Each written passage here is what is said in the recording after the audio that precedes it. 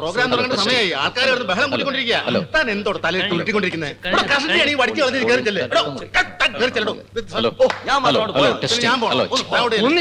താൻ വലിയ വർത്താനം പറയണ്ട. മൈക്ക് ക്ലിയർ ആയിട്ടെന്ന് വെച്ചാൽ അവിടെ നേരെ എടുത്ത് പോയി. മതി മതി മതി. ഇനി ഒരുത്തണ്ടായിരുന്നല്ലോ, അവനവിടെ പോയി. തന്നോട് വെള്ളം അടിച്ച് സ്റ്റേജിൽ കയറുന്നത് ഞാൻ പല പ്രാവശ്യം പറഞ്ഞിട്ടില്ലേ? ആശാനെ സ്വല്പം അടിച്ചിട്ട് കയറിയ പെർഫോമൻസ് നന്നാവും. താൻ ചങ്ങനാശ്ശേരി പ്രോഗ്രാമിൽ വെള്ളം അടിച്ച് സ്റ്റേജിൽ കയറിയിട്ട് തന്റെ പെർഫോമൻസ് കൂടെ ഞാൻ കണ്ടതാ. എടോ താൻ നശിപ്പിച്ച് കൊലമാക്കിയില്ലോ. താൻ അതെ, സ്റ്റേജിന്റെ മുമ്പേ കാണാൻ കൊള്ളാവുന്ന പെങ്കൊച്ചുങ്ങൾ വല്ലതും ഉണ്ടെങ്കിൽ എവ അവരെ നോക്കി വായും പൊളിച്ചിരിക്കും. മമ്മൂട്ടി അവനെ കൊണ്ട് വെള്ളം അടുപ്പിക്കരുത്. ഇയാള് വലിയ പുണ്യാണ്. അയ്യേ, ഇതെന്തൊരു വൃത്തികേടന. അങ്ങനെ കളഞ്ഞാൻ പറ്റൂല, അകത്തോട്ട് കളയാം.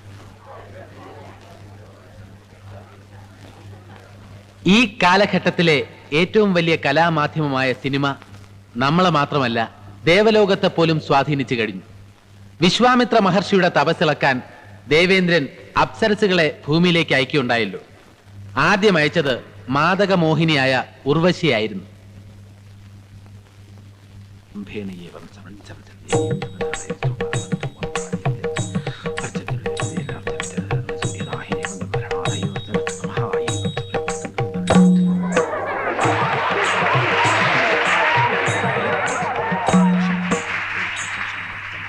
കരിങ്കലാണോ?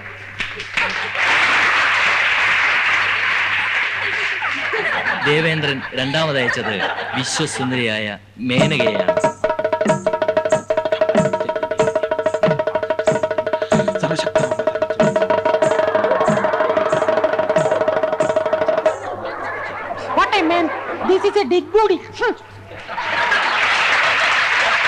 ഉർവശി വന്നിട്ടും മേനക വന്നിട്ടും വിശ്വാമിത്രന്റെ തപസ്സിളകിയില്ല.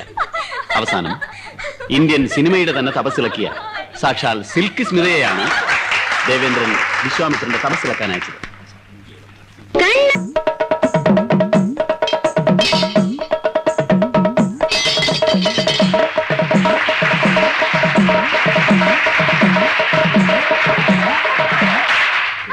അടുത്ത ഇനം മലയാള സിനിമയിലെ സൂപ്പർ താരമായ മമ്മൂട്ടിയുടെ ശബ്ദവും ഭാവവും ശ്രദ്ധിക്കുക.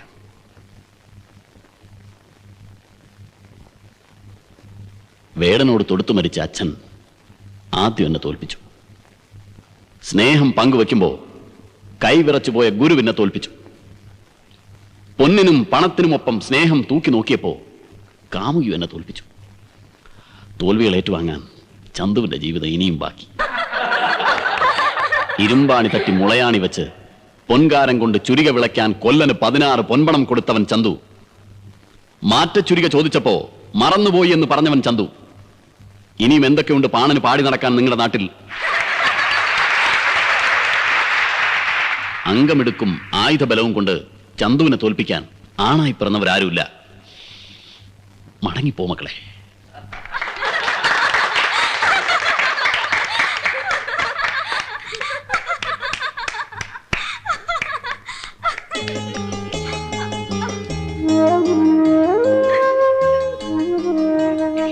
ഇനി നമുക്ക് പൂരപ്പറമ്പിലേക്ക് ഒന്ന് കടന്നു ചെല്ലാം. ട്രൂപ്പ് മാനേജർ ആരാ? കിടക്കുന്നു. ഹലോ ഹലോ, ആരാ? ട്രൂപ്പ് മാനേജർ അല്ലേ? അതെ. എന്താ സംശയം? സംശയം വല്ലതും ഉണ്ടെങ്കിൽ ഈ ബാഗിലോട്ട് നോക്കിയാൽ. ഫെബ്രുവരി ഞങ്ങൾക്ക് ഒരു പരിപാടി ബുക്ക് ചെയ്യണം. ഫെബ്രുവരി ഭയങ്കര പ്രശ്നമാണ്. ഏതൊക്കെ ദിവസങ്ങളാണ്? ഫെബ്രുവരി അതായത് ജനുവരി 1, 2, 3, 4, 5 ഇല്ല. 6-ാം തീയതി ഇല്ല. പിന്നെ ആകെയുള്ളൊരു ദിവസം ഫെബ്രുവരി 29-ാം തീയതി കഴിഞ്ഞു. ഫെബ്രുവരി 29-ാം തീയതി കള്ള ഒരു അച്ഛനെ കാണാം. ഞാൻ പോടോ, അച്ഛനെ കാണോ, ചെമ്മാച്ചനെ കാണോ, ഇവരില്ലെങ്കിൽ ചുമ്മാച്ചനെ കണ്ടോ, എനിക്കെന്താ പ്രശ്നം?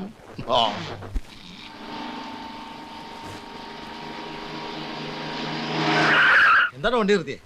ഒരാൾ വഴിയിൽ കിടക്കുന്നു. ശരിയാ, വാ ഇറങ്ങ്, നമുക്കൊന്ന് പോയി നോക്കാം. വാ വാ. ഞാനിതാ കാണുന്നു കറുത്ത അംബാസിഡർ കാർ KCF 4162 ഇപ്പോ തോപ്പുംപടിയിലെത്തിക്കാണും. പ്രവചനമായിരിക്കും. ദൂരെ നടക്കുന്ന സംഭവങ്ങൾ പ്രവചിക്കുന്ന ഒരാളുണ്ടല്ലോ. എന്താളുടെ പേര്? ആരെങ്കിലും ആവട്ടെ, അതേപോലുള്ള പ്രവാചകനായിരിക്കും. എടോ ജിമ്മി വാടോ. ഇവിടെ നിന്നാ മതിയോ? നിനക്ക് വേറെ പണിയില്ലൂടെ? വഴി കിടക്കുന്ന പിച്ചക്കാരനെയൊക്കെ പിടിച്ച ഇത് പിച്ചക്കാരനൊന്നുമല്ല, എന്തൊക്കെ വിളിച്ചു പറയുന്നു. എടാ സാബു ചോദിക്ക്. എന്നിട്ട് വണ്ടിയിൽ രണ്ടുപേരുണ്ട്. അവർ മദ്യപിച്ചിരിക്കും. നല്ല സ്പീഡിലാണ് പോകുന്നത്. അവർക്ക് എന്ത് സംഭവിക്കും സ്വാമി? അവർക്കൊന്നും സംഭവിക്കില്ല. അവരാണ് എന്നെ ഇടിച്ചിട്ടിട്ട് നിർത്താതെ പോയത്. എനിക്ക് എഴുന്നേക്കാൻ വയ്യ. എന്നെ വേഗം ആശുപത്രിയിൽ ഒന്ന് എത്തിക്കണം. ഇപ്പോഴെന്തായാലും പാവം, ഒന്ന് പിടിക്കണം. നമുക്ക് ഏതെങ്കിലും ആശുപത്രി കൊണ്ടുപോകാം. വെറുതെ മനുഷ്യനെ മെനക്കെടുത്താൻ. എടാ ഇത്ര ദുഷ്ടന ഇവനെ ഒരു താങ്കിക്കോ താങ്കിക്കോ എല്ലാരും കൂടി താങ്കിക്കോ. അമ്മ, തന്നോട് ഞാൻ പല പ്രാവശ്യം പറഞ്ഞിട്ടില്ലേ പരിപാടിക്ക് പോകുമ്പോ കുടിക്കരുതെന്ന്. ഇങ്ങനെ പോയാൽ തന്നെ പറഞ്ഞയക്കാൻ ഞാൻ നിർബന്ധിതനാവും. ഒന്നുമില്ലെങ്കിൽ താൻ ഒരു മുസ്ലിം അല്ലടോ. ആണച്ചോ, അതുകൊണ്ടാണല്ലോ ഞാൻ വൈൻ മാത്രം അടിച്ചത്. മതി മതി. താൻ ഈ കുടിച്ചു കളയുന്ന കാശുണ്ടെങ്കിൽ തന്റെ ഭാര്യയ്ക്കും കുട്ടികൾക്കും കൊണ്ടുപോയി കൊടുത്തൂടെ? അല്ലെങ്കിൽ അയലൊക്കാർക്ക് ദാനെങ്കിലും ചെയ്തൂടെ?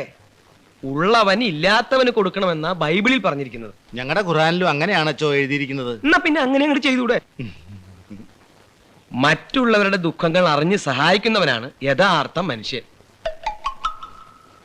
ഉദാഹരണത്തിന് തനിക്ക് 2 വലിയ ബംഗ്ലാവ് ഉണ്ടെന്ന് അങ്ങോട്ട് വിചാരിച്ചോ. അതിൽ ഒരെണ്ണം താൻ ആർക്കെങ്കിലും ദാനം ചെയ്യൂ? ദാനം ചെയ്യച്ചോ, സത്യമായിട്ടും ദാനം ചെയ്യും. മേട്ടുക്കൻ. ഓ, അല്ലെങ്കിൽ തന്റെ വീട്ടില് 2 കോണ്ടസ കാർ ഉണ്ടെന്ന് അങ്ങോട്ട് വിചാരിച്ചോ. അതിൽ ഒരെണ്ണം താൻ ആർക്കെങ്കിലും ദാനം ചെയ്യൂ? ദാനം ചെയ്യച്ചോ. മിടുക്കൻ. അതും അല്ലെങ്കിൽ തന്റെ വീട്ടില് 2 സിന്ധി പശു ഉണ്ടെന്ന് അങ്ങോട്ട് വിചാരിച്ചോ. അതിൽ ഒരെണ്ണത്തിന് താൻ ആർക്കെങ്കിലും ദാനം ചെയ്യൂ? ചെയ്യില്ലച്ചോ. അതെന്താ? എന്റെ വീട്ടിൽ എനിക്ക് സ്വന്തമായിട്ട് 2 സിന്ധി പശുക്കൾ ഉണ്ടച്ചോ.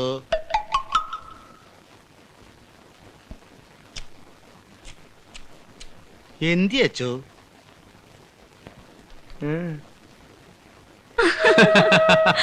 ലതയുടെ അമ്മ അറിയുമ്പോഴാണ് ഈ ചിരിയും കളിയൊക്കെ പോവാൻ പോകുന്നത്. അതേക്കുറിച്ചൊന്നും ഞാൻ കൂടുതൽ ആലോചിച്ചിട്ടില്ല. എങ്കിലും അമ്മ എതിര് നിൽക്കില്ലെന്ന എന്റെ വിശ്വാസം. എടാ നമുക്കൊരു യൂണിയൻ ഉണ്ടാക്കിയാലോ? യൂണിയനോ? അതെ, നമ്മളെ പോലെ സിമിലർ ലൈനിലുള്ളവരുടെ ഒരു യൂണിയൻ. അതില് സന്ധ്യയും സാബുവിനെയൊക്കെ ചേർക്കാം. അവരെ രണ്ടുപേരെയും നമ്മൾ ഹാഫയിൽ കൊണ്ട് എത്തിച്ചിട്ടുണ്ട്. സന്ധ്യയുടെ മനസ്സിപ്പോ പകുതി സമ്മതത്തില. അതൊന്ന് ഡീപ്പാക്കി എടുക്കേണ്ടത് ലതയുടെ ജോലിയാ. ഞാനൊരു ഐഡിയ പറയാം.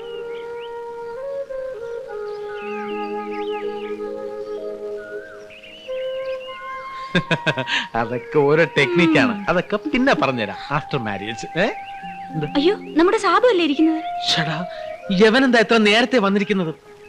ഓരോ പാരകൾ നോക്കണേ. എടാ, നിന്റെ അടുത്ത് 5 മണിക്ക് വരാനല്ലേ പറഞ്ഞത്? ഇത്ര നേരത്തെ ഇങ്ങോട്ട് കഴിഞ്ഞാൽ ആര് പറഞ്ഞു? എടാ, എനിക്ക് മുറിയിൽ ഇരുന്നപ്പോ ഒരേ ടെൻഷൻ. നീ 4 മണിക്കാണോ 5 മണിക്കാണോ വരാൻ പറഞ്ഞതെന്ന്. ഇനി ഞാൻ ലേറ്റ് ആയി പോയിന്ന് കരുതി സന്ധ്യക്ക് അതൊരു ഫീലിംഗ് ആവരുതല്ലോ. ഓ, ഫീലിംഗ്. എടാ, സന്ധ്യ 5 മണി കഴിഞ്ഞിട്ടേ വരൂ. അത് കഴിഞ്ഞിട്ട് നീ വന്നാ മതി.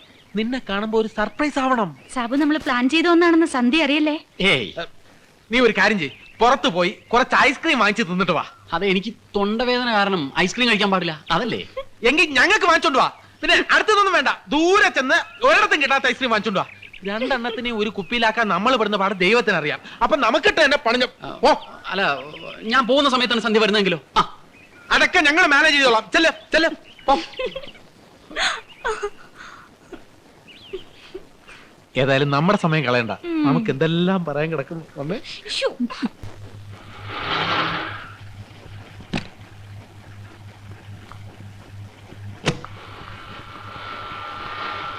ഹലോ സന്ധ്യ.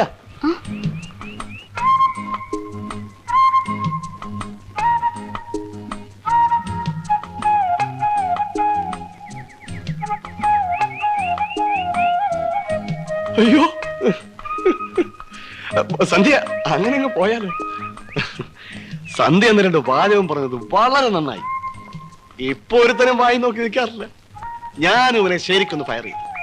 പിന്നെ ഞങ്ങളൊരു ഗ്യാങ് ആണെന്ന് കരുതി സന്ധ്യക്ക് എന്നോട് വിരോധം തോന്നരുത്. എന്റെ മമ്മി ഡാഡി സ്റ്റേറ്റ്സിലാ. നാട്ടിലാണെങ്കിൽ ഏക്കർ കണക്കിന് എസ്റ്റേറ്റ്, ബംഗ്ലാവ്. ഞാൻ അങ്ങോട്ടൊന്നും പോവാറില്ല. എന്റെ MBA കഴിഞ്ഞപ്പോ മമ്മിയും ഡാഡി അങ്ങോട്ട് വിളിച്ചതാ. ഓ, എനിക്ക് വലിയ താല്പര്യമൊന്നുമില്ല. ചെറുപ്പം മുതലേ ഞാനൊരു മിമിക്ക. അതുകൊണ്ടാ നേരം കളയാൻ ഇവിടെ വന്ന് കൂടിയിരിക്കുന്നത്. സോറി, ഞാൻ ബയോഡേറ്റ ഒന്നും ആവശ്യപ്പെട്ടില്ലല്ലോ.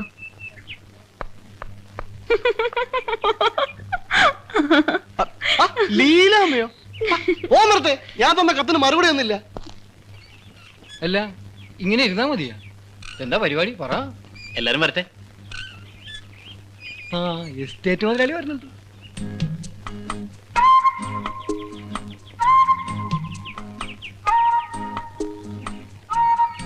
കേട്ടോടാ സ്വാമി, ഡാഡിയും മമ്മിയും സ്റ്റേറ്റ്സിലാ. ആണോ? ആ, നാട്ടിൽ ഏക്കർ കണക്കിന് എസ്റ്റേറ്റ്, ബംഗ്ലാവ്. MBA കഴിഞ്ഞപ്പോ അമേരിക്കയിലേക്ക് ഡാഡി മമ്മി വിളിച്ചതാ. എന്നിട്ട് പക്ഷെ പോവാൻ താല്പര്യമില്ലത്രേ. ആഹാ. ആ, എന്നാണ് നിന്റെ അപ്പച്ചനും അമ്മച്ചിയും അമേരിക്കയിൽ പോയത്? ഏക്കർ കണക്കിന് എസ്റ്റേറ്റും ബംഗ്ലാവും. എന്തിനാടാ ഈ പെര കത്തുമ്പോ വാഴ വെട്ടുന്ന സ്വഭാവം കാണിക്കുന്നത്? എടാ, ഈ പ്രേമം എന്നൊക്കെ പറയുന്നത് നിനക്കൊന്നും പറഞ്ഞിട്ടുള്ളതല്ല. ദേ, പിന്നെ ഒരു കാര്യം, മേലിൽ നീ നമ്പർ ഇട്ടുകൊണ്ട് സന്ധ്യ അടുത്ത് ചെല്ലരുത്. ചെന്ന നീ എന്ത് ചെയ്യൂടാ? ജിമ്മി എന്തൊരു തമാശ പറഞ്ഞില്ല. എടാ, അങ്ങനെ ഓടി വാടാ, എടാ, ഇടി കൊടുക്കാ, ഓടി വാടാ. എടാ, പെട്ടെന്ന് വാടാ, നീ പറ്റില്ലേ? ഓടി വരെ. നിനക്ക് മാത്രം ഓടി വാടാ. ജിമ്മി, അങ്ങനെ ഒന്ന് വിടുവാ. പറഞ്ഞേൽക്ക്, ഞാൻ പറഞ്ഞേൽക്ക്. കൊല്ലും നിന്നെ. എന്തെടാ? എടാ, വിടുവാ. കൊറേ നാളെ വേണ്ട വേണ്ട കൊല്ലും ഞാൻ ഇതിനെ. മാറിക്കോളൂ. എടാ, ജിമ്മി, നിന്നെ ഞാൻ ജിമ്മി പറഞ്ഞ കേൾക്കണം. അങ്ങോട്ട് നീ കിടന്ന് മാറ്. വിടാതെ നിനക്ക് മാറും. എല്ലാരെ പോലെ വെറുതെ കൊല്ലുവാ. ഇങ്ങോട്ട് മാറ്. ജിമ്മി, നീ അവനെ മാറ്റ്. ഇങ്ങോട്ട് വാ, ഇങ്ങോട്ട് മാറ്. ഇങ്ങോട്ട് മാറ്. ചുമ്മാ ഇവിടെ പോണം.